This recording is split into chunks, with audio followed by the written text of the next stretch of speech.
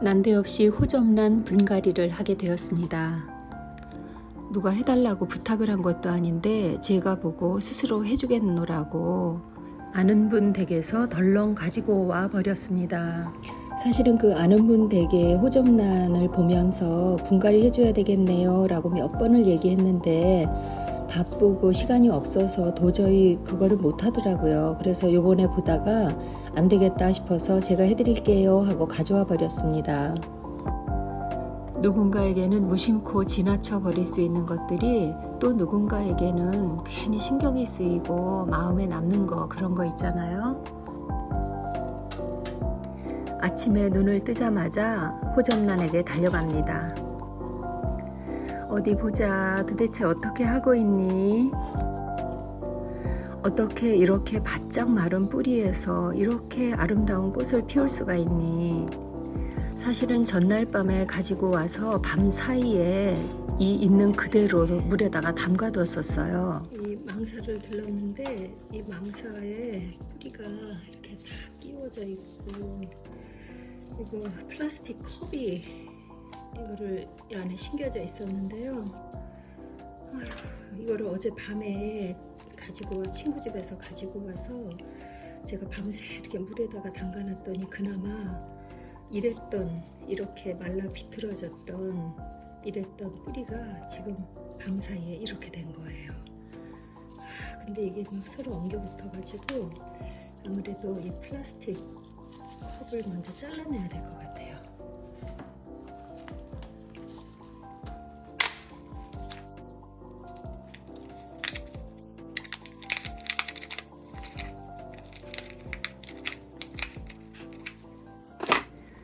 뿌리가 다치지 않도록 최대한 조심을 하면서 망사와 플라스틱 조각을 제거합니다.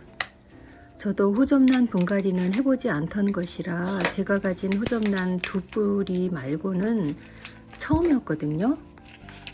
손은 부지런히 움직이면서 머릿속은 이거를 어떻게 해야 되지? 얘를 어떻게 해야지 잘 살려줄 수가 있을까? 아주 머리가 복잡했습니다. 지금 급선무는 일단은 정말 말라 비틀어져 가고 있는 아이들의 심폐소생을 하는 것이 급선무라고 생각이 들었어요. 그래서 뿌리를 옥죄고 있던 모든 플라스틱 조각과 포장들을 걷어내고 일단은 물에다 담가줘야 되겠다 생각을 했습니다. 망사가 뿌리를 완전히 그냥 동여매가지고 이렇게 돼 있네. 그래도 뿌리가 살았어요.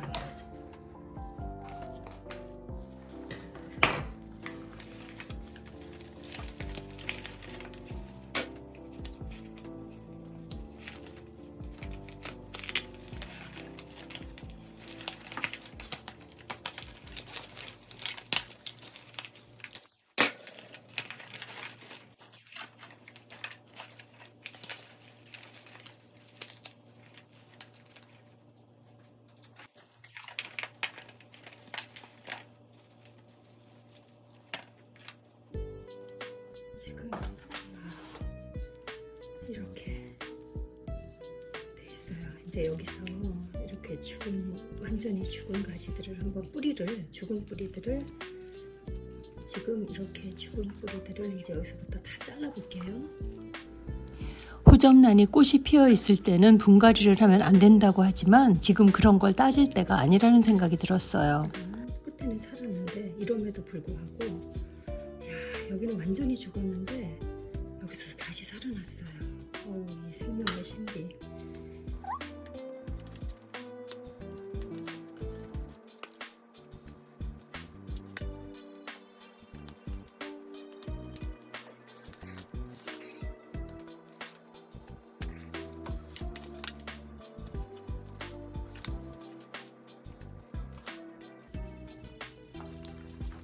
지금 뿌리가 이렇게까지 지금 길게 자라 있는데, 이렇게까지 길게 자라 있는데 여기에서 이렇게 너무 긴 거는 잘라버릴게요.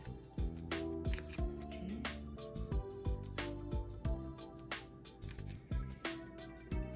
지금 이제 이렇게 됐어요, 뿌리가. 근데 지금 이것도 말랐네. 말라서 자동으로 떨어져 나가고, 이게 희한하게 스스로 끊어져 나가네. 마른 것들은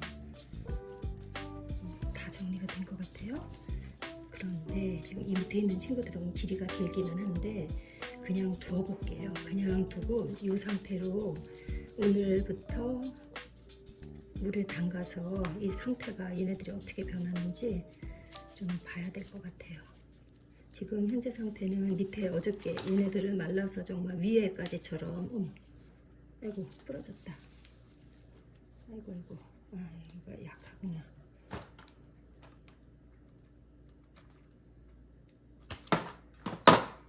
그리고 여기 끝에도 잘라버리고, 자 이렇게 해서 이제 이렇게 해서 뿌리가 정리가 다 됐는데 저는 얘네들 잘라주고 싶지 않아요. 왜냐면 너무 힘들게 잘 버텼어 그동안에. 그래서 길이는 이렇게 길지만 한번 살려볼게요. 그대로 이렇게 해서 나중에 담아, 정말 손바닥만한 화분 속에서도 버텼던 아이들인데 이렇게 해서 오늘 물에 담그겠습니다.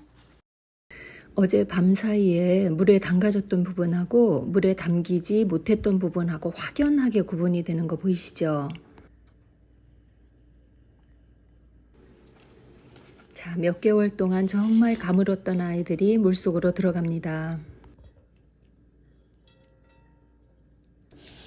뿌리가 다치지 않도록 최대한 조심해서 유리병 안으로 밀어 넣습니다. 이때 가능한 한 뿌리 끝이 물속에 닿을 수 있도록 조심해서 밀어 넣었어요. 워낙 뿌리가 말라있던 터라 조금만 잘못 구부리려고 해도 부러질까봐 정말 조심했습니다. 자, 물을 잔뜩 부었어요. 이제 이렇게 해서 며칠 동안 얘네들이 잘라서 되겠다.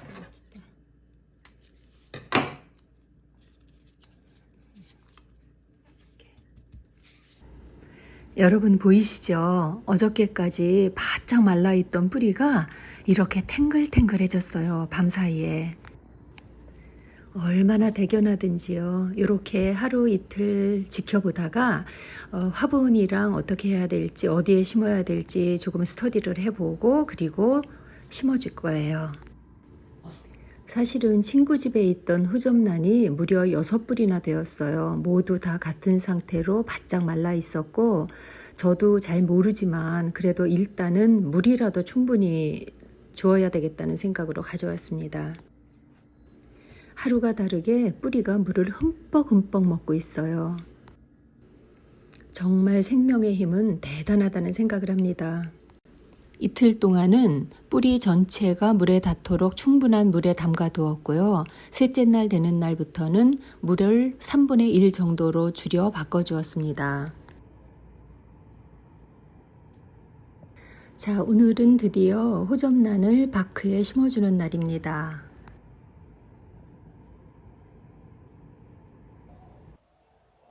깨끗이 소독이 된 바크를 아마존에서 구입을 했어요.